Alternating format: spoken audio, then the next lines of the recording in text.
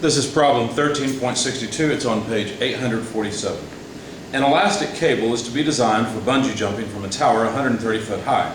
The specifications call for the cable to be 85 foot long when unstretched, and to stretch to a total length of 100 foot when a 600 pound weight is attached to it and dropped from the tower.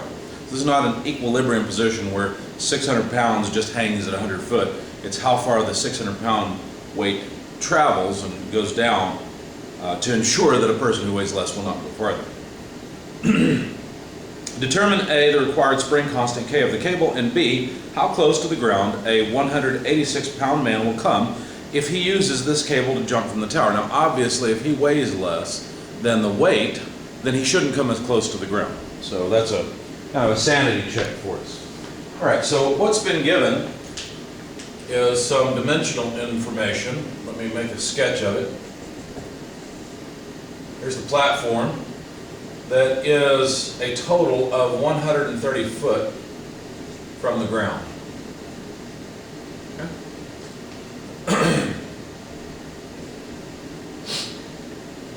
The bungee cord, if I draw it out at the edge and just let it hang, has an unstretched length, let's call that L naught, of 85 foot. But I know that it goes to a length of 100 foot when dropped with 600 pounds attached. Okay, so that's how far it goes. All right, so let's start off asking the question, what is the spring constant? Well, we know that the 600 pound weight has no kinetic energy when it's pushed off the edge of the platform. So that's 0.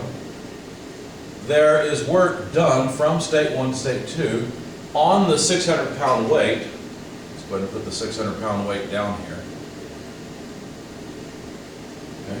There's work done on it by what? Well, by gravity, obviously it falls, but that's not it, right? Because there's also a tensile force upward once the cord reaches 85 foot. Now the nice thing about the energy method is that it doesn't matter that that force is not applied at the very beginning. It's just applied somewhere along the way, and it'll do work on the weight. Anyway, we end up with the weight stopping. Of course, it'll rebound some, but we're not interested in that. We're just interested in it going down as far as it's going to go, which is 100 foot. And so, as I said, the weight, well, gravity does work on the weight, and that accounts for it, negative W delta Y. And all we have to do is treat the bungee cord as a spring that is possibly stretched at the beginning and certainly stretched at the end of the motion. Now, of course, at the beginning, when the weight is at the top, the bungee cord is not stretched. As a matter of fact, the bungee cord is not stretched until it reaches 85 feet. So this term is just 0, and of course our equation comes out to 0. If we then continue, the weight times delta y, well, what's delta y? Well, it's going to go all the way down to 100 foot, and it's going to stop and then rebound and bounce around. But it's going to go to 100 foot. That's a negative 100 foot drop. Okay, that's a delta y that's negative. Let's continue with that. Since it's 600 pounds, this comes out to what? Well, 600 multiplied by 100. Of course, the units will be foot-pounds of energy, or pounds-feet, I would prefer, but whatever, okay? And that is simply 60, let's see, 4 zeros, there we go, 60,000 foot-pounds of energy. Now, I'm not done. I've got to continue the equation. If I take this term to the other side, notice all that's left is 1/2 K negative delta X 2 squared. Well, then that's the right-hand side of the equation then. Okay, so this is 1/2 K delta X 2 squared.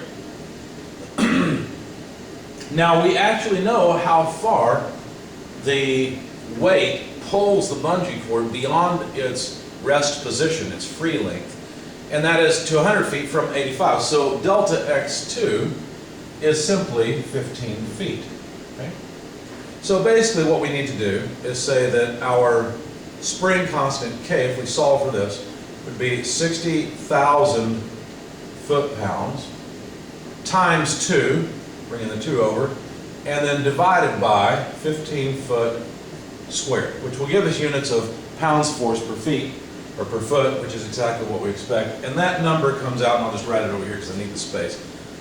That gives us a spring constant, when you plug all this into a calculator, of 533.3 repeating pound force per foot.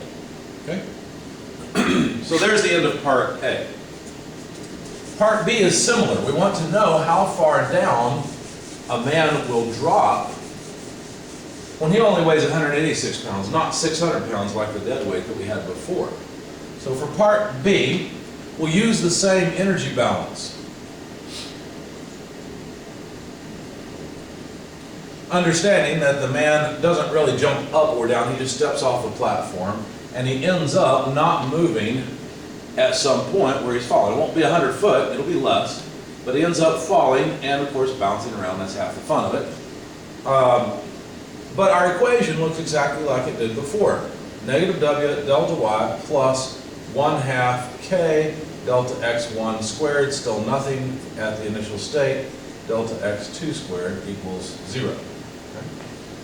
Okay. Now, notice that the farther down the man goes, the more delta Y there is, and the more stretch of the spring there is. So we have to somehow decide how we're going to deal with these. These two variables are related to one another, in other words. So let me make another sketch of the system. In fact, let me erase what we've got here.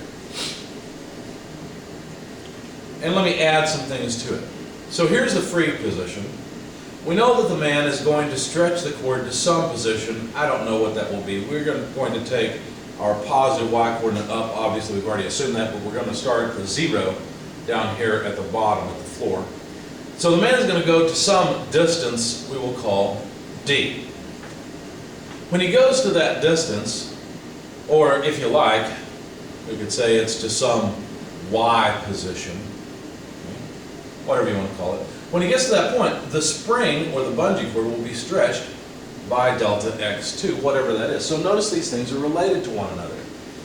Also, we can note that there is some y naught, or initial position of the man, up here at the top. And I guess I really want this more over here. You get the idea. Right? So, basically, let's make some notes. Y equals D. I really didn't need both variables, but there we go. Delta Y, which I'm interested in, however far down the man goes, would be equal to, well, his Y position minus Y naught, but that would just be Y minus 130, right? Because Y naught is 130 feet, which would just be D minus 130. So delta Y is D, this distance, minus 130. Okay, that makes sense. It'll come out negative because D is obviously less than 130. Delta X in state 2, the stretch of the spring. Well, let's see, that would be 130 foot minus the initial length, 85 foot, of the bungee cord, and then minus Y, or D if you like, right? So basically I've taken the whole length, subtracted off that, and subtracted off that to get delta X in state 2. Putting this all together and noting that Y equals D, we get 45 minus D. So what I've got now is one variable D that can replace delta Y and delta X2. So let's plug that in. Negative W, let's see, delta Y is D minus 130, obviously those are feet, plus 1/2 K, well K we know. Well, I think I'll not plug that in yet, I'll leave it as a symbol. I just want to plug in everything else. Let's see, in fact, let me move this to the other side while we're doing that. Since it's a negative term, I'll just move it to the right. 1/2 K. Delta X2 is just 45 less D. And don't forget it's squared, right? Because it's delta X squared, and delta X is 45 minus D. Expanding the left hand, well actually, let's expand the left-hand side. I did it a little bit different way. I'm going to do it a little bit slower here. So negative WD plus W times 130 equals 1/2 K times, if we expand the right-hand side, we'll have, oh, I know what I did. I said, well, I'll do it multiple steps. 45 squared minus 90D plus D squared, right? just expanding this term here. Okay, so I want to take this bit and move it to the other side. So that would be what? Negative 2WD over K, just invert and multiply, plus 2W times 130 over K. And so that leaves us with 45 squared minus 90D plus D squared. And then if we rearrange things in descending order, we'd have a D squared. I'll leave everything on the right-hand side. I'm basically moving everything over. So I guess we'll do it this way. 0 equals D squared. What D terms do we have? Well, we've taken care of them. What D terms do we have? We have negative 90 and negative 2WD over K. But of course, once we move this to the other side, it becomes positive.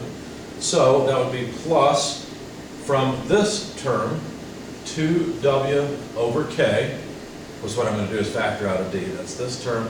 And here, minus 90 times D. So I'm taking care of all the first order terms as well. Finally, the constant terms, 45 squared, that takes care of that one. Got to move this to the other side, minus, well, 2 times 130 is 260, W over K. Okay? And we see that we have a quadratic equation where this is the constant term. Notice we know W and we know K and so forth. When I plugged in the numbers, what I got then was D squared, I'm just going to put my equal 0 on the other side, D squared minus this whole thing, since the weight is 186 pounds, and the spring constant is known at 533.3 repeating, I was able to calculate this term as 89.3025. That's times D, and then the constant term, these are all just numbers, W and K are also just numbers now, 1934.325. Obviously this is a quadratic equation. You plug it into the quadratic formula in order to solve for D, and what do you get? Well, let's continue up here. D is, let's see, negative B, so 89.3025 plus or minus the square root of B squared, 89.3025 squared, minus 4 times A times C. Well, A is just 1, C is just 1934.325. Okay, and that all has to be divided by 2A, but again, A is just 1. Okay? This has solutions. D equal to about 52.36 foot, or if you choose, that was choosing the plus solution. If you choose the minus solution, then you get D equals about 36.94 feet. How do you know which one's right? Well, if you think about it, how much space do we have here with the bungee cord unstretched? Well, let's see, 130 foot minus 85, so that's 45 foot. So this solution says that he's above this point, right, where the spring is compressed.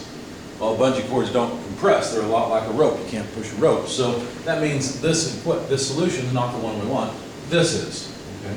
So the answer is that the man falls to about 36.94 feet above the ground. Notice that the 600-pound weight came down to 100 feet and therefore was 30 foot off the ground. So the man is 6.94 feet farther up above the ground than the 600-pound weight was.